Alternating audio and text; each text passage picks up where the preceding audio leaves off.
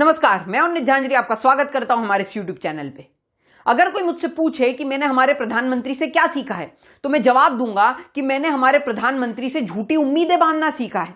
मैंने उनसे सीखा है कि कैसे बिना किसी बुनियाद के, बिना किसी आंकड़ों के और बिना किसी प्लानिंग के उम्मीदें बांध दी जाती है। कैसे लोगों को ऑक्सीजन, बेड्स, वेंटिलेटर्स और दवाइयां नहीं मिलने पर भी कहा जाता है कि सब कुछ संभला हुआ है और मैं सब कुछ संभाल लूंगा। और इतना ही नहीं, यदि कोई आपकी झूठी उम्मीदों पर सवाल उठाए, आपसे पूछे कि जो उम्मीदें आपने बांधी थी उस पर आप खरे क्यों नहीं उतरे, तो उस पर क्रिमिनल चार्जेस कैसे लाद दिए जाते हैं, उसकी आवाज को, उसके ट्वीट्स डिलीट करके कैसे दबा दिया जाता है। खैर, आप सोच रहे होंगे कि मैं ऐसा क्यों कह रहा हूं कि हमारे चाचा चौकीदार के भाषण बेबुनियाद होते हैं। तो जरा एक बार ये वीडियो देख लीजिए। 1 मई के बाद से 18 वर्ष के ऊपर के किसी भी व्यक्ति को वैक्सीनेट किया जा सकेगा। 1 मई वैक्सीनेशन शुरू होने वाला था ना, लेकिन कहां, सिर्फ उम्मीदों में। क्योंकि हकीकत तो यह है कि कई राज्यों के मुख्यमंत्रियों ने कह दिया है कि हम लोगों को वैक्सीनेट कैसे करें जब हमारे पास वैक्सीन ही नहीं है।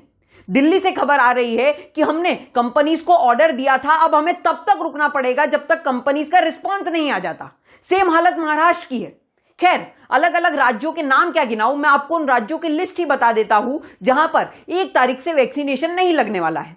पहला नाम है गोवा, दूसरा मध्य प्रदेश, तीसरा दिल्ली, चौथा ओडिशा, पांचवा महाराष्ट्र, छठा गुजरात, सातवां पंजाब, 8वां तेलंगाना, 9वां कर्नाटका, 10वां चंडीगढ़ और 11वां छत्तीसगढ़। ये ऐसे 11 राज्य हैं जहां 1 मई से कोई वैक्सीनेशन नहीं होगा।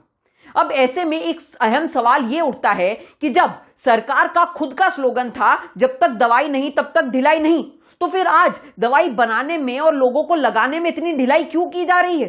वैक्सीनेशन उतनी तेजी से क्यों नहीं हो रहा है जितनी तेजी से होने की उम्मीदें बांधी गई थी? स्थिति यह है कि यदि इसी स्पीड से वैक्सीनेशन चला तो हमें हमारे देश की 30% जनता को वैक्सीनेट करने में ही पूरा साल निकल जाएगा। और तब तक तो न जाने कितनी मासूम जाने ऑक्सीजन और वेंटिलेटर के हत्थे चढ़ जाएगी। अरे, मुझे तो आश्चर्य इस बात का होता है कि जब सरकार जानती थी कि देश में वैक्सीन की कमी है तो फिर ऐसे झूठे वादे करने की क्या जरूरत थी? ये तो सारा की सारा काम टालने वाली बात हुई कि चलो, तुम लोग बहुत पूछ रहे थे ना कि 18 साल से ऊपर वालों को वैक्सीन कब से लगना शुरू होगी, तो जाओ 1 मई से लगना शुरू हो जाएगी। और यदि नहीं लगे तो केंद्र सरकार को मत बोलना, क्योंकि इसका सारा जिम्मा हमने राज्य सरकार पर ढोल दिया है। खैर, ये मास्टर स्ट्रोक तो गजब का है।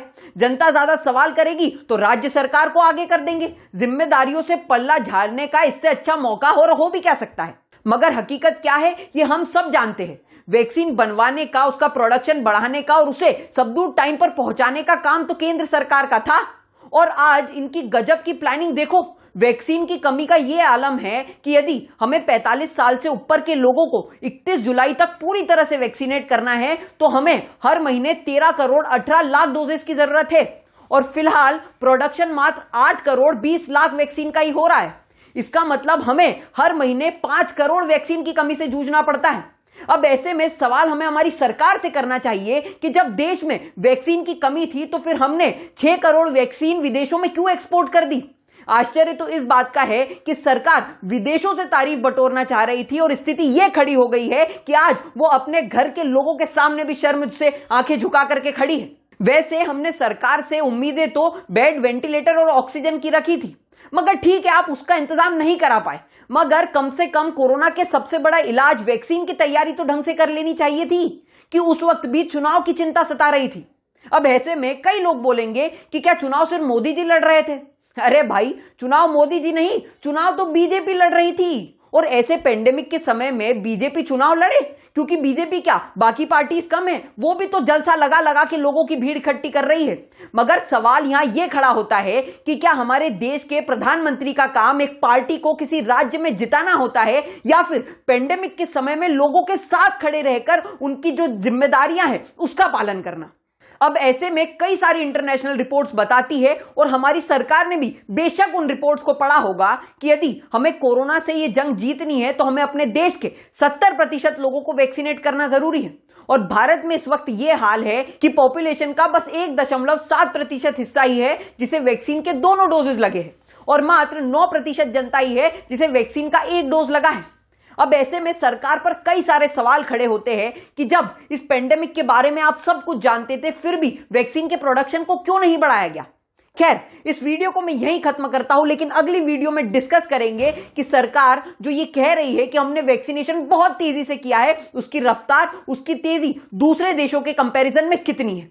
तो मैं उम्मीद करता हूं आपको ये वीडियो पसंद आया होगा, तो इसे लाइक कीजिए, ज्यादा से ज्यादा अपने दोस्तों के साथ शेयर कीजिए, और यदि चैनल पसंद आया हो तो इसे सब्सक्राइब करके जरूर जाइएगा। धन्यवाद।